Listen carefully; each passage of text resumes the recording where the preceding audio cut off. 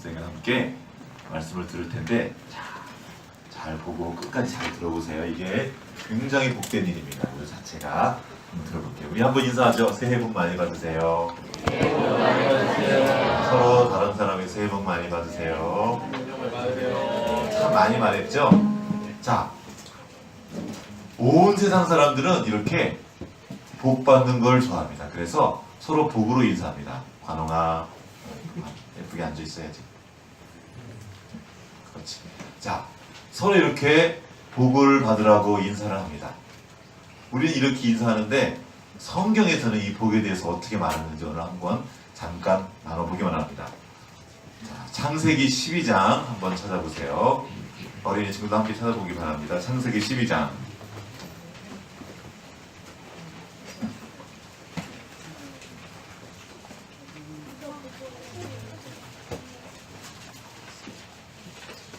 창세기 12장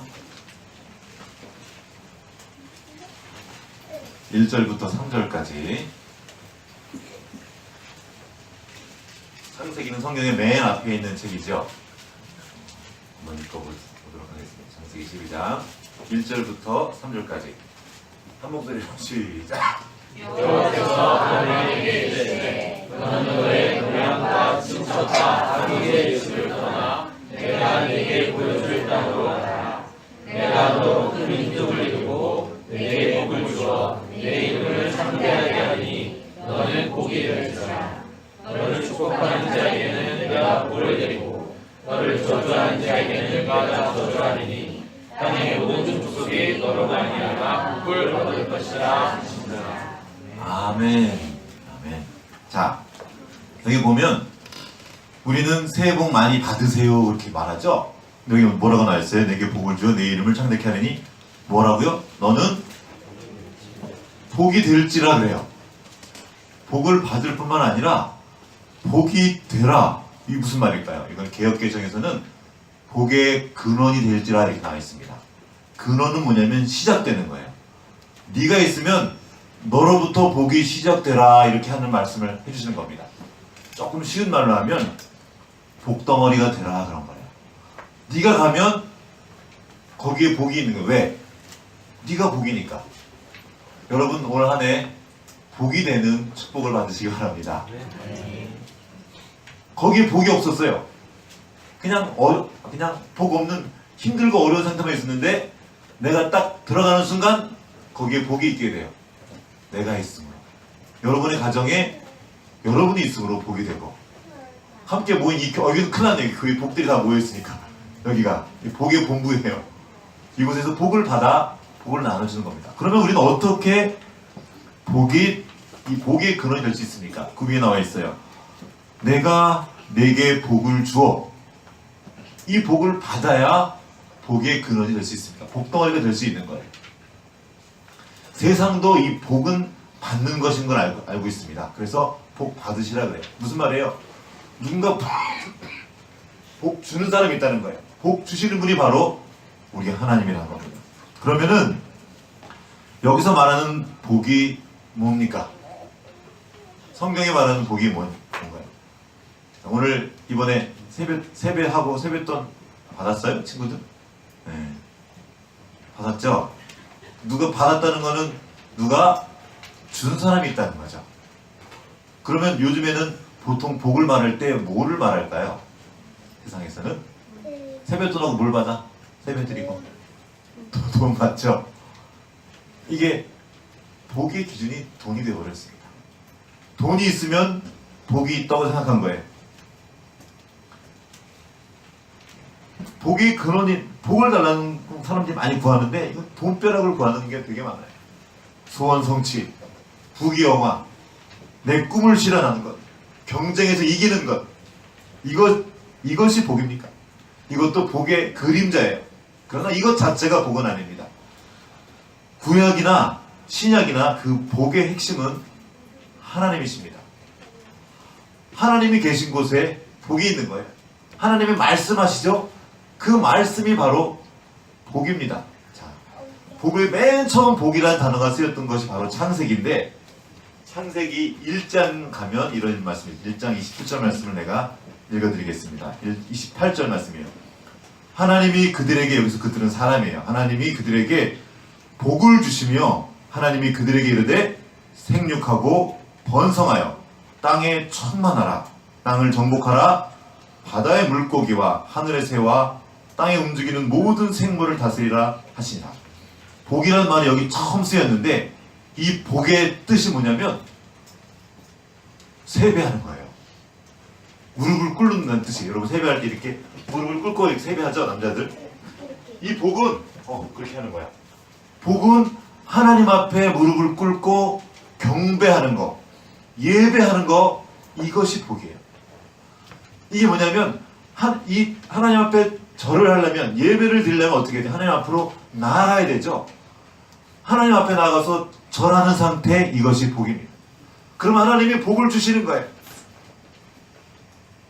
그러므로 이 복의 그 개념 속에는 하나님 앞으로 나아가는 것, 하나님과 가까이 하는 것이 포함되어 있습니다. 그래서 시편 73편의 저자 아삽은 이렇게 말했어요. 하나님을 가까이 하는 것이 내게 복이라. 한번 따라합시다. 하나님을 가까이 하는 것이 내게 복이라. 하나님을 가까이 함이 내게 복이라. 이게 복입니다. 하나님을 가까이 하는 것. 자, 이게 왜 복인가요? 자, 한번 볼게요. 요즘에 지금 우리나라가 우리 그 최순실 씨 사건으로 지금 떠들썩한데 이 본질이 뭐죠? 대통령이라는 그 권력을 가진 사람 옆에 누가 가까이 간 거예요. 그래서 가까이 가서 뭔가를 얻어내는 겁니다. 요즘에 우리는 이렇게 돈이 많거나 힘 있는 사람 옆에 가면은 거기서 힘이 생겨요. 그래서 가까이 가려고 그래요.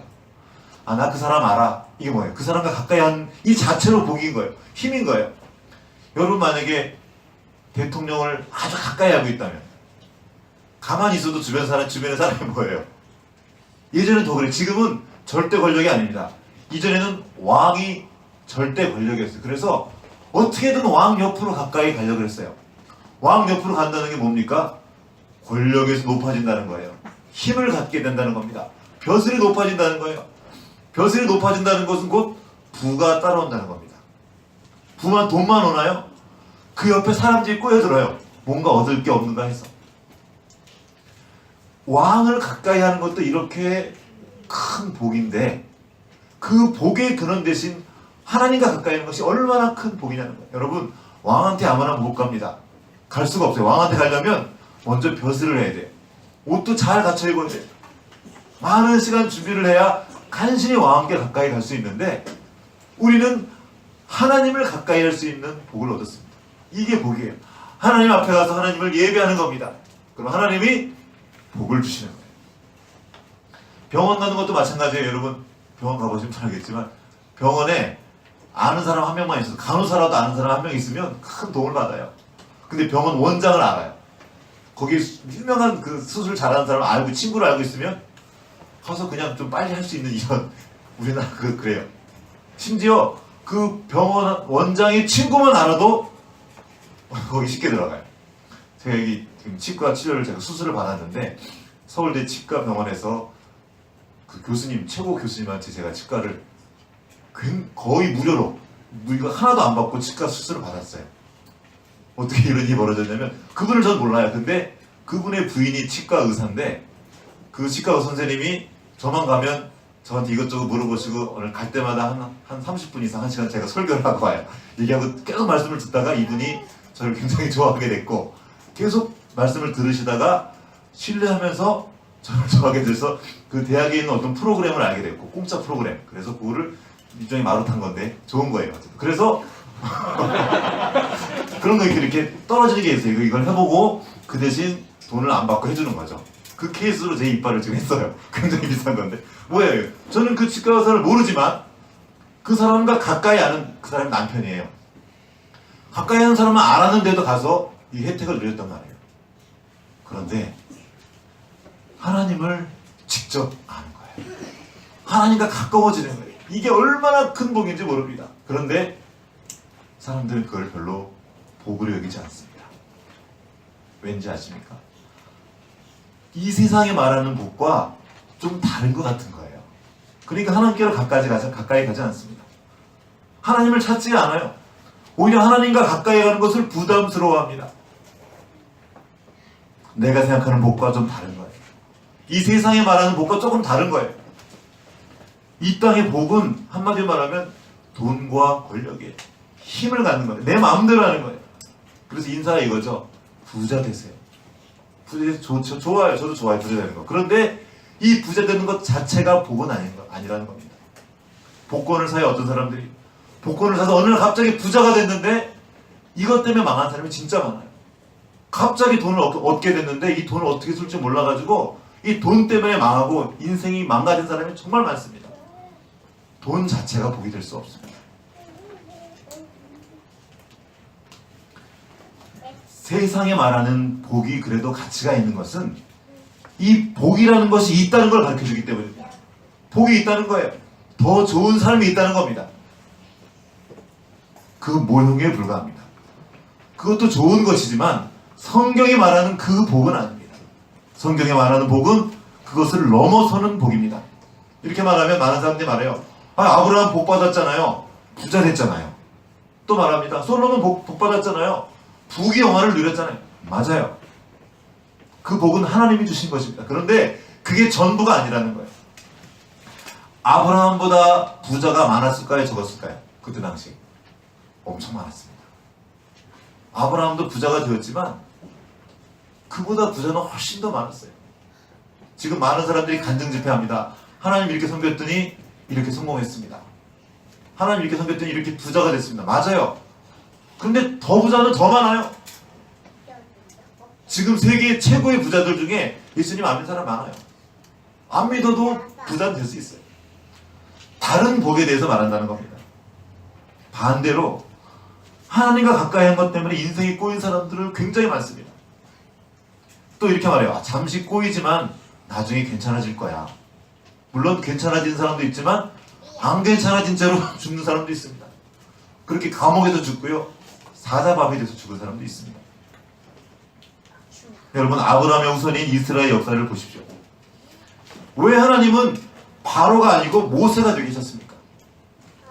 제국의 왕이 되게 했으면 편하셨을 텐데 이스라엘 백성들을 노예로 보내셨어요. 노예가 됐습니다. 어떻게 설명할 건데요? 노예가 됐는데. 자, 그들을 탈출시켰어요. 탈출해서 어디로 갔습니까? 광야로 갔습니다. 이게 어떻게 복이 될 수 있어요? 세상의 기준으로 따지면. 자, 그들이 지금 가나안 땅과 땅으로 들어갔습니다. 그곳은 젖과 꿀이 흐르는 땅이었습니다. 그러나 척박한 땅에 동시에 살기가 쉽지 않은 곳이었어요. 많은 사람들이 말합니다. 그곳은 문명의 요충지다. 문명과 문명이 만나는 지역이었거든요. 그래서 그들은 세계를 정복했습니까? 세계를 정복 못했어요. 오히려 계속 지배를 받았어요. 세계 열강도 지금 5대 제국이 나오는데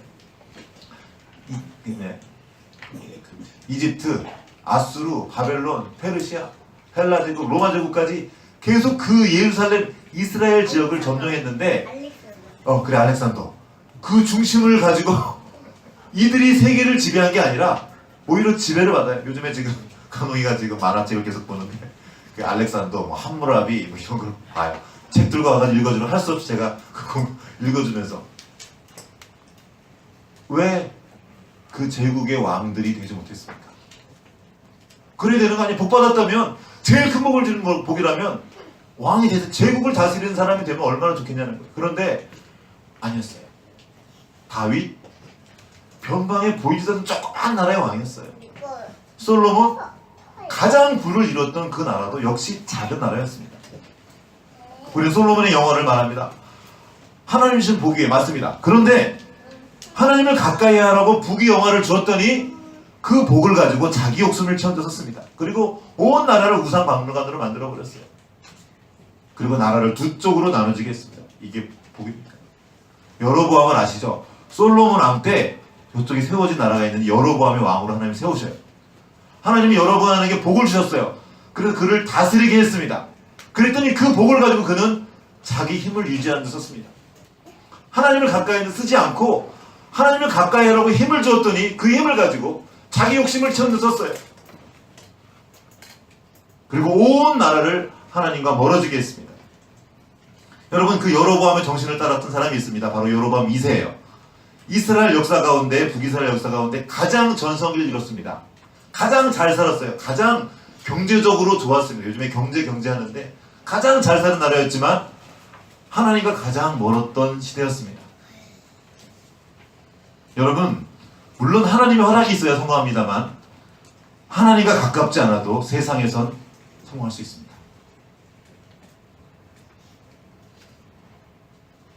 어떻게 된 거죠? 어떤 게 복이냐는 거예요. 이 성경이 말하는 복,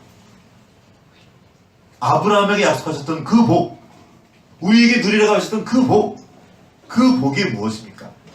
갈라디아서 3장 14절 말씀을 함께 찾아 읽겠습니다.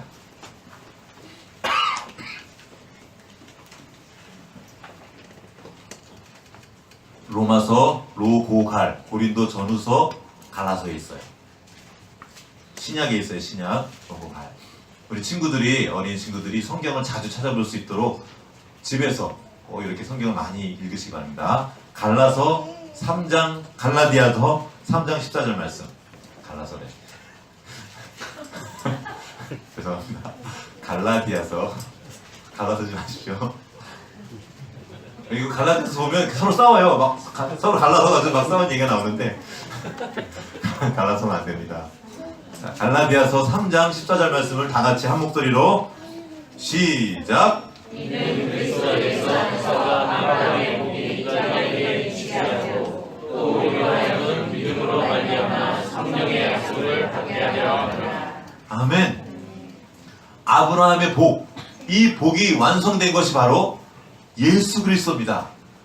거기 보면 계속 씨에 대한 얘기가 나오는데 그 씨는 다름 아닌 예수님이었어요. 우리는 예수 그리스도 안에 있으므로 아브라함에게 약속하셨던 그 모든 복을 누린 겁니다. 그럼 예수님께서 이 땅에 오셔서 하신 일이 뭡니까? 저쪽 로마서에 5장에 보면 이런 말씀이 나와요. 예수님께서 이 땅에 오셔서 죽으심으로 하나님과 우리를 화목케 하셨다는 말이 나와요. 화목한 게 뭐예요? 화목한 거. 가까워지는 겁니다. 싸우다가 화해하는 거예요. 예수님은 멀어졌던 하나님과 우리 사이를 가깝게 하신 분입니다. 이게 우리의 복이에요. 또 예수님께서 지금 여기 성령의 약속이라고 했는데 성령을 보내주셨어요. 성령께서 하나 하신 일이 뭡니까? 교통케 하는 겁니다. 우리를 하나 되게 하는 거예요. 너무나 가까워서 완전히 하나 되게 하는 거예요. 이게 성령이 하는 일입니다. 이 가까운 사이에서 누리는 나눔이, 그 나오는 열매들이 바로 성령의 열매인데 이것이 사랑과 희락과 화평과 온유와 이 모든 좋은 것들, 이것이 복인 거예요. 하나님과 하나 되게 하고 그리스도 안에서 서로 하나 되는 것, 이것이 복입니다. 이 복의 핵심은 하나님과 관계의 회복입니다. 죄로 인해 죽을 수밖에 없는 우리가 생명을 얻게 되고 도저히 하나님과 가까이 갈 수 없는 죄인들이, 더러운 사람들이 하나님과 가까워진 거예요. 하나님한테 아무나 갈 수가 없습니다. 왕한테도 못 가는데, 사람의 왕한테도 아무나 못 가는데 하나님한테 어떻게 우리가 가까이 갈 수 있겠습니까? 가까이 갈 수 없는 우리가 예수님을 통해서 하나님께, 하나님 아버지께로 갈 수 있게 된 자격을 얻게 된 겁니다. 이것이 예수님께서 하신 일이에요. 우리가 왜 예수님을 믿습니까? 아버지께로 가는 거예요. 아버지께 가까이 나아갈 수 있는 자격을 얻기 때문입니다. 그 예수님께서 직접 복에 대해서 알려주신 것이 있어요. 이것이 팔복입니다. 산상수훈에서 산에서 제자들에게 말씀을 가르쳐 주셨는데 8가지 복이 나와 있는데 이 복의 내용이 우리가 말하는, 세상에서 말하는 복과 다릅니다. 심령이 가난한 자는 복이 있다. 가난한데 복이 있대. 애통하는 자는 복이 있다. 우는데 복이 있대. 뭔가 다른 복을 말하고 있죠. 세상의 가치 기준으로는 어떤 말로도 설명이 불가능합니다. 이 복은 바로 아버지를 갈망하는 거예요. 복 그 자체이신 아버지 집을 우리 집으로 얻는 겁니다. 그 아버지 집으로 들어가는 거예요. 이 아버지 집에는 우리가 상상도 할 수 없는 놀라운 복이 있습니다. 우리는 예수 그리스도를 통해서 그 하늘의 복을 구하는 사람들이에요. 오늘날 우리가 예수 믿기가 아주 어려워졌습니다. 세상 사람들에게 전도하는 게 아주 힘들어졌어요. 왜냐하면 복의 기준이 전혀 달라지고 돈이에요. 하나님이 아니에요. 건강과 성공과 자기 성취가 복이 되어버렸습니다. 하나님이 주신 복을 받으려고 하기보다 내가 복이라고 생각하는 것을 얻으려고 합니다. 그 기준은 하나님이 아니라 나입니다. 내 마음이 기준이에요. 내 느낌, 내 생각대로 다 하는 것, 그게 복이라고 생각합니다. 성경에 보면, 누가복음에 보면, 15장에 보면 두 아들의 이야기가 나와요. 첫째 아들과 둘째 아들이 있는데, 둘째 아들은 아버지 집에 있는 게 싫었어요. 그래가지고 아버지한테 가서 말합니다. 아버지 나한테 주실 유산 있죠? 그 유산을 나한테 주세요 라고 말해요. 무슨 말이냐면 유산이 뭔지 알아요? 유산은 아버지가 죽은 다음에 그 남겨진 돈을 유산이라고 부르는 거예요. 근데 아버지가 살아있는데 아버지 유산을 달라고 그러는 거예요. 이러면은 아버지 죽으라는 말과 똑같은 말이에요. 아주 못된 아들이었단 말이에요. 그런데 아버지가 알겠다 하고 그 둘째 아들에게 돈을 줍니다. 그러니까 이 둘째 아들이 이 돈을 받아가지고 집을 떠나요. 아버지 집을 떠나서 이 돈을 자기 마음대로 막 쓴 거야. 흥청망청 막 쓰고 막 쓰니까 돈이 남아있어요? 안 남아있어요? 아니, 없어요. 다 없어진단 말이에요. 다 없어져가지고 이제 거지가 됐어. 주머니 돈이 하나도 없어. 처음에 돈이 있을 때는 사람들이 막 모여가지고 와 기분 좋게 막 있었는데 돈이 떨어지니까 다 떨어져 나갔어요. 근데 먹을 게 없으니까 먹을 거 달라고 해도 먹을 걸 주지도 않아. 그래가지고 돌아다니다가 어디 농장에 가가지고 돼지 여물 주엄나무 열매 같은 돼지 여물 주는데 그 돼지 옆에서 돼지 치다가 그 열매를 먹으려고 할 정도로 가난해졌어요. 너무나 비참해진 거예요. 그때 이 돼지밥을 먹으려고 그 꿀된 돼지랑 돼지밥을 먹으려고 딱 그런 순간 이 아들이 아버지 집이 생각나는 거예요. 우리 아버지 집에 가면 종들도 이것보다 잘 먹는데 거기 가서 그냥 종노릇이라도 했으면 좋겠다 하고 생각했어요. 지금 머릿속에 무슨 생각을 했어요? 아버지 집을 생각한 거예요. 그래서 그 비참한 자기의 상황을 떠나서 아버지 집으로 다시 돌아가기 시작하는 것. 이 복의 시작입니다. 놀랍게도 이 복의 시작은 나의 비참함을 알기 시작한 거예요. 그래서 더 좋은 삶을 갈구하는 거예요. 지금 이것보다 더 좋은 것, 그 진짜 좋은 아버지 집을 그리고 아버지께를 향해 나아가는 것. 이게 복된 삶이라는 겁니다. 그런데 오늘날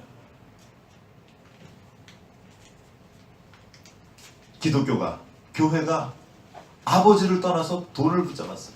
수단과 방법을 가리지 않고 돈을 벌려고 해요. 요즘 기독교 실업인들이 엄청 욕먹습니다. 교회 다니면서 직장 생활하시는 분들, 그런 기업하는 분들. 수단과 방법을 가리지 않고 뭔가를 따내요. 뒷근형으로 돈 넣고 부정한 방법으로 어떤 것을 얻어냅니다. 이런 일 진짜 많아요. 교회도 되게 많아요. 교회가 지금 요즘에 우리나라 은행을 교회가 다 먹여 살린대요. 이자를 엄청 내거든요. 건물 지으면서. 그런데 이 건물 허가받는 게 쉽지 않아요. 그래가지고 뒤로 돈을 넣고 이상한 편법을 써가지고 건물을 져놓고 하나님의 은혜입니다 이렇게 말하는 거예요. 어떤 다른 목사님한테 들은 이야기인데 한 번 얘기한 것 같아요. 저쪽에 전철에 자리가 있는데 저 멀리 어떤 아줌마가 사람이 되게 많았어요. 자기 가방을 거기로 확 던져가지고 막 딱 밀치고 딱 앉았어요. 그래놓고서는 감사합니다. 그럼 돼야 안 돼요. 지가 욕심부려가지고 막 가놓고서는. 근데 이러는 거예요. 많은 사람들이 자기 욕심 따라 자기 꾀를 따라 그렇게 나쁜 방법으로 돈을 벌어놓고서 이건 하나님이 주신 겁니다 하고 돈 조금 하나님께 드리고 자기는 계속 그걸 누리고, 이런 비슷한 종류의 이야기들이 너무나 많아요. 복에 대해서 오해한 겁니다. 돈 버는 것, 성공하는 것, 저 자리 빈 자리에 내가 가서 앉는 것, 이게 복이 아니에요. 내 자리 앞에 나면 앉는 게 감사한 일이죠. 그런데 그 자체가 복이 아니라는 거죠. 진짜 복은 하나님을 가까이 하는 것입니다. 하나님이 때로 우리에게 돈을 주십니다. 필요한 건강도 주시고요. 여러 가지 필요를 채워주십니다. 왜요? 하나님을 가까이 하라고. 이것을 주는 사람이 다른 사람이 아니라 나다. 그러니까 내게로 와라 하고 그것들을 허락해 주셔요. 어떤 데는 사업도 성공하게 도와주십니다. 밀어주셔요. 그 이유는 그 자체가 복이 아니라 이것을 주는 것이 나다. 내가 바로 복이니까 나를 향해 와라. 이것이 복인데 거꾸로 하는 거예요. 때로 하나님 우리에게 가난을 허락하십니다. 궁핍한 것도 허락하세요. 건강도 잃게 하십니다. 근데 그 시간을 통해서 우리에게 어떤 좋은 것들을 주신 거예요. 그 좋은 것이 뭡니까? 하나님을 향하게 되는 거예요. 하나님과 멀어져 있는 나의 시선을 돌릴 수 있도록 도와주는 겁니다. 나쁜 일이 아닌 거죠. 그래서 하나님 우리에게 주시는 모든 일이 좋은 거라는 겁니다. 여수에서 올라오는 길이었습니다. 휴가를 잘 다녔습니다. 여러분 기도해 주셔서. 여수에서 올라오겠는데 순천 얼마 안 올라와가지고 딱 이렇게 길로 들어서는데 갑자기 언덕으로 올라가는데 차가 덜덜덜 그러면서 이게 힘이 없는 거예요. 그래서 이상하게 봤더니 깜짝 놀라는 거예요. 아내가 옆에 그 게이지, 온도 게이지가 올라가는 걸 보고 이거 지금 서야 되는데 일단 섰어요. 이전에 한번 차 타고 가다가 온도 게이지 올라가가지고 차가 한번 터지기 직전까지 갔던 일이 있어가지고 아내는 그 일에 되게 민감했어요. 저는 별로 안 민감했어요. 어쨌든 차를 세워놓고 이제 봤더니 뭐 이제 그 차를 빌려서 가는 거예요. 어떤 분이 빌려주셨는데 통화했더니 괜찮대요. 물만 보충해서 어떻게 하면 될 것 같다 그래가지고 보험사 불러서 이제 물을 집어넣었는데 지금 그 보험사 직원은 어쨌든 지금 위험하니까 차를 세우는 게 좋다고 말했어요. 그런데 저랑 전화한 분이 괜찮다고 그래서 내가 지금 점검했으니까 그냥 서울까지만 오라고 그래, 물 넣고 그래가지고 채워서 오는데 계속 그 게이지가 안 내려가는 거예요. 그래서 다음에 가서 또 잔뜩 뭐 다 넣고 했는데도 안 돼요. 오고 오다가 지금 간신히 천천히 올라가다 임실 조금 지나가지고 밤에 원래는 오후쯤 도착해야 되는데 도착을 못하고 그때 저녁이었어요. 어쨌든 서울까지 가려고 그랬는데 저녁은 춥고 날은 깜깜한데 관촌 주차장이라고 있어요. 거기는 휴게소도 아니에요. 거기 서가지고 물을 계속 넣어도 물이 콱콱 빠지는 거예요. 봤더니 밑에서 물이 막 훅 빠지고 있어요. 점점 아까는 그 정도는 아니었거든요. 물이 새는 거예요. 근데 계속 통화하면서 왔는데 결국에는 그 깜깜해진 상태에서 나는 춥고 그 관천 주차장에 아무도 없는데 거기서 어떡하지 그렇게 된 거예요. 그때가 설 전날 그러니까 오늘 설날이 다음 날이니까 전날 저녁인 거예요. 그러니까 열려진 주차장 그 뭐죠 그거? 정비소가 없는 거예요. 별의 별군들을 다 전화해도 아무 데도 정비소가 없어요. 이거 어떡하지? 그래가지고 움직이지 못하고 있다가 이제 정비소가 다 닫았어. 정비소가 다 닫았지. 그러니까 난처진 상황에는 이제 이 차를 가지고 이제 할 수 없이 그래도 한 20, 30km를 가면 이제 전주 아직 못 왔는데 가야 되는데 지금 난처해진 거죠. 완전히 지금 꼬인 거죠. 그러니까 뭐죠? 레카 차가 와서 데리고 가도 갈 데가 없는 거예요. 뭐 정비소가 열렸을 때 갖다 놓는 건데 왜냐면 다음날도 쉬어야 되고 저는 주일날 예배를 드려야 되는데 일을 어쩌지? 그러고 있다가 막 일단은 타고 계속 근데 그때서야 기도하는 거예요. 그 전까지 기도도 안 해. 그냥 뭐 물러오면 되니까 뭐 계속 그 사람하고만 계속 통하는 거예요. 계속 그쯤 되니까 이제 기도하게 되네. 주님 어떻게 하면 좋습니까? 그리고 계속 한쪽에서 저는 전화하고 해보고 이거 물 올리고 근데 이제 몇 번 전화를 끝에 어떤 한 분과 통화가 됐는데 우리는 안 하지만 내가 한 사람은 어쨌든 얘기해 주겠다고 그래서 그분하고 전화를 했는데 모르는 사람이에요. 그분하고 전화를 했는데 그분이 지금 그분이 말하기를 지금 전주가 아닌데요 그러시는 거예요. 끝났구나. 그러고 있는데 어떻게 됐는데 제가 설명을 드렸더니 그러면 내일 아침에 오십시오. 내가 고쳐드리겠습니다. 그러는 거예요. 그래가지고 설날 아침에 거기서 그분이 일부러 우리 때문에 와서 그걸 고쳐주고 우리 떠나니까 셔터 내리더라고요. 모르는 사람이.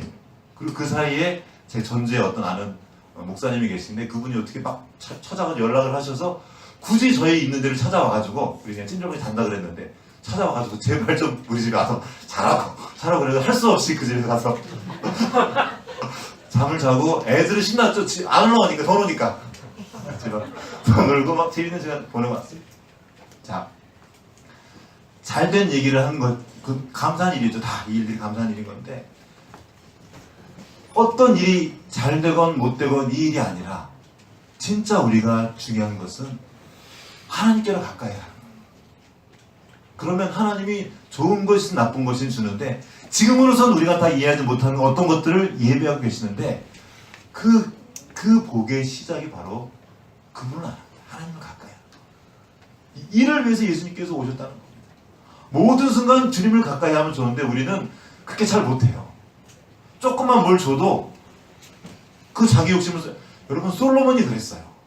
솔로몬 그 지혜로운 마음도 조금 줬더니 부자가 되었더니 자기에게 지혜가 있었더니 그 지혜를 가지고 엉뚱한 일을 해버린단 말이에요. 여러분 여로보암 보통 사람 아니었습니다. 진짜 똑똑하고 지혜로웠던 사람이었고 리더십이 있었던 사람이었어요. 대단한 사람이었던 것입니다. 솔로몬과 대적할 만큼 대단한 사람이었는데 그에게 힘이 주어지자 그 힘 가지고 하나님을 떠나는 데 쓰는 거예요. 이것이 인간이 가진 죄성입니다. 우리는 결국 그리로 가는 거예요. 근데 하나님이 우리를 사랑하셔서 인도해 내시는 겁니다. 그리고 우리는 더 좋은 것, 더 좋은 삶을 갈망하게 됩니다. 한 쓰레기 마을에서 있었던 일입니다. 그 케냐에 가면 쓰레기 마을이 있었는데 그 마을에 거긴 전기도 안 들어오고 그냥 판자촌 이렇게 판자 몇 개 이렇게 해놓으면 그게 집이에요. 전기가 안 들어오니까 거기 가면 애들이 진짜 많대요. 애들만 바글바글대요. 그리고 그냥 집에서 먹여 살리기 힘드니까 한 10대 후반 되면 그냥 어디 가서 임신해 온대요. 그러면 그 집 하나 져주는 거예요. 이렇게 또 살고 이렇게 애들이 진짜 많은데 거기서 한 소년이 살고 있었는데 이 소년은 꼬챙이질을 잘해요. 그들이 사는 유일한 그 삶의 수단은 그 쓰레기 도면을 잘 주워서 거기서 값 나가는 거를 갖다가 팔면 사는 거예요. 근데 이 친구가 빨라요. 빨라서 꼬챙이질을 잘해요. 그러니까 그 마을 중에서는 그래도 조금 사는 거예요. 괜찮게 살고 있었단 말이에요. 사람들이 부러워요. 그 소년의 꼬챙이질을 부러워해. 잘 사니까. 그런데 어느 날 이 친구가 조금 더 떨어진 읍내에 나갔다가 TV를 봤습니다. 거기 봤더니 아이들이 학교를 다니고 공부를 하고 배우는 걸 본 거예요. 그때부터 이 친구가 자기 삶을 보게 된 거예요. 자기는 집에 그 동네에서 잘 살았어요. 꼬챙이들 좀 했기 때문에 사람들이 부러워하는 그런 삶을 살고 있었는데 알고 봤더니 자기 인생이 쓰레기 인생이었던 거예요. 너무나 비참했던 걸 깨달은 겁니다. 그 인생 이게 그 TV를 본 게 좋은 일이었어요? 나쁜 일이었어요? 나쁜 일이었을 수도 있고 좋은 일일 수도 있죠. 어떻게 보면 자기 인생이 안 좋아진 거니까 이게 좋지 않는 걸 불평이 생긴 거죠. 어떻게 보면 불만족이 생긴 겁니다. 어떻게 보면 나쁜 일일 수도 있었겠지만 이 친구에게는 좋은 일이 되었습니다. 왜냐하면 내 삶이 비참한 걸 알았기 때문에 그 소년에게 새로운 꿈이 생겼습니다. 그것은 공부하는 꿈이었어요. 나도 공부하고 싶다. 나도 배우고 싶어.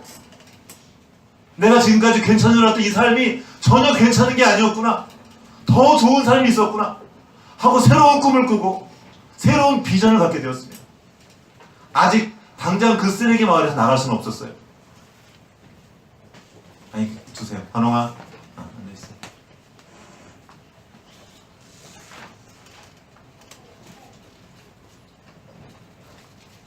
그렇게 해서 그 소년은 꿈을 꾸기 시작했고 지금 이 비참한 자리를 떠나서 더 좋은 삶을 살기를 꿈꾸었고 실제로 그는 공부를 해서 가르치는 선생님이 되었다고 합니다. 지금 아까 그 탕자 둘째 아들, 내가 있는 이 자리가 비참한 자리구나. 아버지를 떠난 이 자리가 비참한 자리구나. 이것을 깨닫는 그 순간 이제 아버지께로 나가. 이게 은혜의 순간입니다. 이전에는 상상도 못했고 그런 게 있는 줄도 몰랐는데 그 걸음을 걷기 시작한 겁니다. 이게 바로 아브라함에게 있었던 일입니다. 아브라함은 그 우상을 만드는 곳에서 살고 있었습니다. 우상 만들어 팔고 있었던 우상 숭배가 있었던 거예요. 그런데 그에게 하나님의 말씀이 찾아오십니다. 그리고 꿈을 주세요. 이 나이가 70대가 다 됐기 때문에 이제는 더 이상 다른 소망이 없었는데 이대로 잘 살면 되는데 하나님이 그를 찾아오셔서 내가 너를 통해서 복의 근원이 되겠다 하고 새로운 말씀을 주신 겁니다. 새로운 꿈이 시작됐던 거예요. 그가 꿈조차 꿀 수 없었던 그 새로운 걸음을 말씀을 따라 걷기 시작했던 것입니다. 그에게 찾아가셨던 그 말씀이 육신을 입고 사람이 되셔서 우리 가운데 오셨고 그분이 바로 예수 그리스도입니다. 하나님의 말씀이 아브라함과 하나님을 연결시켜 주셨습니다. 우리 가운데 오신 예수님께서 떨어져 있던 하나님과 떨어져 있던 우리와 하나님을 연결시켜 주셨습니다. 그리고 아버지와의 관계를 회복시켜 주신 겁니다. 그 복의 실체이신 분이 우리 가운데 오셨고 부활하셨고 승천하셨습니다. 그리고 우리 가운데 오셔서 우리를 인도해 주시는 거예요. 우리 안에 소원을 주시고 새 걸음을 걷게 하시는 겁니다. 당장은 그 삶의 자리에 있을 수밖에 없지만 이제 그 소원을 가지고 움직이기 시작하는 겁니다. 말씀을 따라 걸어가기 시작하는 거예요. 그렇게 그 둘째 아들이 아버지 집으로 걸어갔습니다. 그리고 아버지께로 도착한 거예요. 아버지 집에 종노릇이라 했으면 좋겠습니다. 그냥 아버지가 받아만 주셨으면 좋겠어요. 그리고 그냥 부끄러운 마음을 들고 갔는데, 왜냐하면 미안하니까, 너무나 죄송하니까, 내가 너무나 옥순한 것을 알게 되었으니까. 그런데 이렇게 부끄러운 마음으로 아버지께 갔는데 아버지가 그냥 버선발로 나와가지고 안아주시고 씻어주시고 손에 가락지를 껴주시고 신분의 회복이거든요. 아들로 다시 회복시켜주는 거예요. 신을 시켜주시고 좋은 옷으로 갈아입혀주시고 송아지를 잡아서 소보다 더 귀한 아주 맛있는 고기로 대접을 해주는 거예요. 이게 바로 복음입니다. 우리는 그 복을 입은 사람들이에요. 우리는 도저히 아버지께로 나아갈 수 없는 사람들이었는데, 그런 죄인이었는데 하나님이 그런 우리를 사랑해 주시고 우리를 받아주신 겁니다.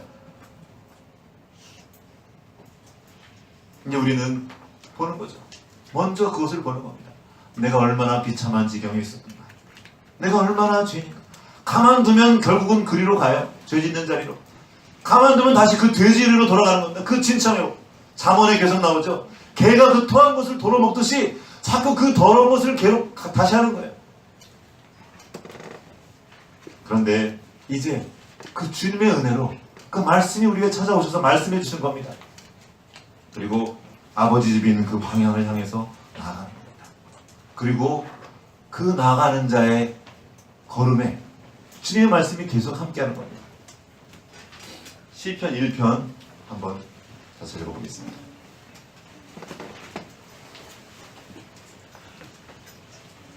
시편 1편 이번 주 우리 암송 구절로 이렇게 한 주간 동안 여러분 자녀들과 함께 외우셨으면 좋을 것 같아요. 시편 1편 한번 읽어보겠습니다. 다 같이. 우리 남자와 여자가 교독합니다. 먼저 남자가 읽고 그 다음에 여자가 읽을 거예요. 시편 1편 다 같이 읽겠습니다. 시작. 남자부터 시작. 복 있는 사람은 악인의 꾀를 따르지 아니하며 죄인들의 길에 서지 아니하며 오만한 자들의 자리에 앉지 아니하고 오직 여호와의 율법을 즐거워하여 그의 율법을 주야로 묵상하는도다. 그는 시냇가에 심은 나무가 철을 따라 열매를 맺으며 그 잎사귀가 마르지 아니할 것이니 그가 하는 모든 일이 다 형통하리로다. 악인들은 그렇지 아니하며 오직 바람에 나는 겨와 같도다. 그러므로 악인들은 심판을 견디지 못하며 죄인들이 의인들의 모임에 들지 못하리로다. 무릇 의인들의 길은 여호와께서 인정하시나 악인들의 길은 망하리로다. 아멘.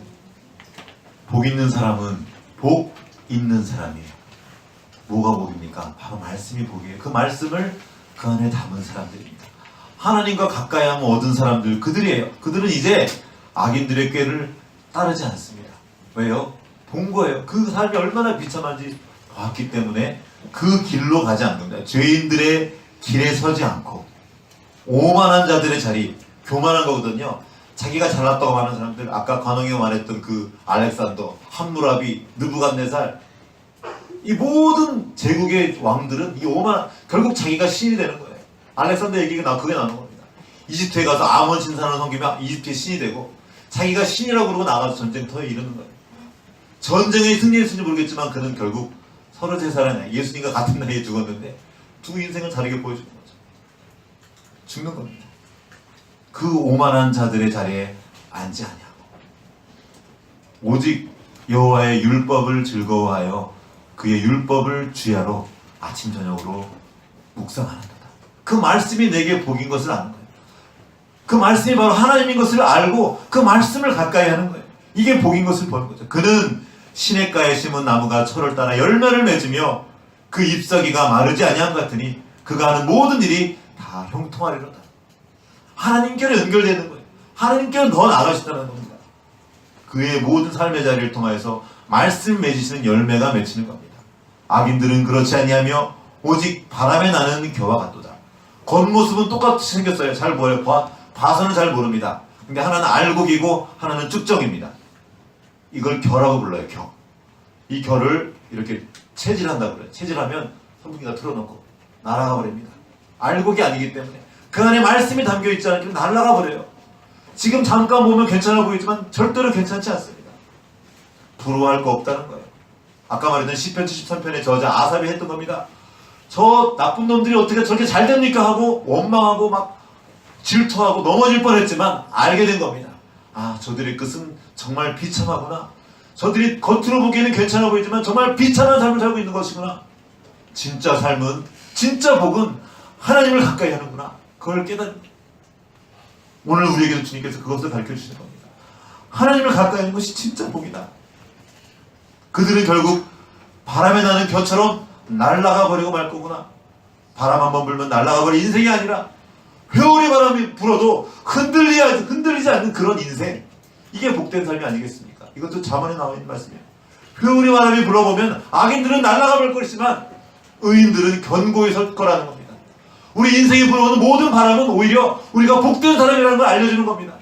우리가 말씀을 따를 때 우리 안에 말씀이 담기는 것을 날마다 확인하는 거예요.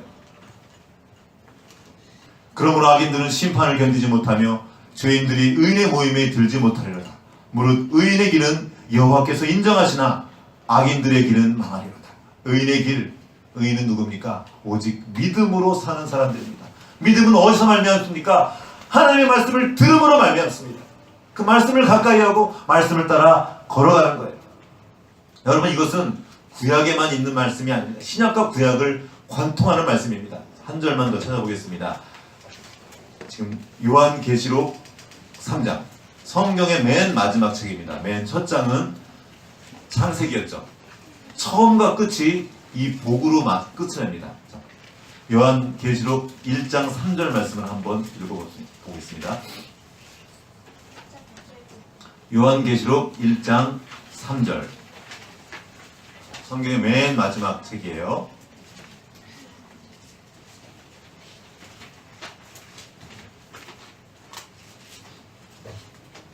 자, 같이 읽겠습니다. 시작. 이 영의 말씀을 읽는 자와 듣는 자와 그 가운데 기록된 것을 지키는 자는 복이 있나니 때가 가까우니라. 아멘. 한 번 더. 시작. 이 영의 말씀을 읽는 자와 듣는 자와 그 가운데 기록한 것을 지키는 자는 복이 있나니 때가 가까우니라. 여러분, 올 한 해 말씀을 가까이 하며 많이 읽으시기 바랍니다. 그리고 말씀을 들으십시오. 들려주세요. 아이들에게 못 읽으면 말씀을 들려주세요. 들려주는 동안 내가 말하면서 먼저 누가 들어요? 내가 듣습니다. 성경의 이야기들을 이야기해주고 읽어주십시오. 내가 복됩니다. 그 다음에 정말 중요한 거죠. 지켜 행하는 것입니다. 다른 게 아니에요. 이것을 율법으로 지키고 규칙으로 생각하는 것이 아니라 이거예요. 이 선을 넘어가면 너 죽어. 저 불에다 손 내면 너 타. 뜨거울걸?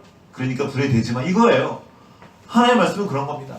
너가 더 생명을 자라게 나고 건강해지고 싶니? 네가 복을 누리고 싶니? 하고 그 모든 것들을 가르쳐준 비결이나 마찬가지로 이게 성경이에요. 근데 우리 이거를 그냥 우리를 올가면 어떤 그런 규칙 정도로 알고 있습니다. 아니에요. 말씀을 읽어요. 이것이 복이에요. 이것을 지하로 묵상하고 즐거워하는 겁니다. 그 사람이 복된 삶을 살게 되는 거죠. 이 복은 여기서 말하는 마카리오스인데 이 복은 받는 겁니다. 받는 거. 복은 내가 만들어내는 게 아니에요. 우리가 하나님과 연결되어 있을 때 우리는 복덩어리로 살아가게 됩니다. 이제 가서 우리가 가는 곳마다 나 때문에 그 주변 사람이 복을 얻게 되는 거예요. 특별히 가장 큰 복을 누리는 것은 우리의 다음 세대입니다. 처음 약속, 아브라함이 주던 그 첫 번 약속이 너희 후손과 연결되어 있었어요. 너와 내 자손, 너와 내 자손 계속 함께 나갑니다. 무엇이 복입니까? 우리가 받은 이 복이 다음 세대에게로 흘러가게 하는 복입니다. 이것이 어떻게 가능합니까? 내가 먼저 말씀을 읽고 말씀을 듣고 그 말씀을 지켜 행하는 거예요. 이게 복된 삶이에요.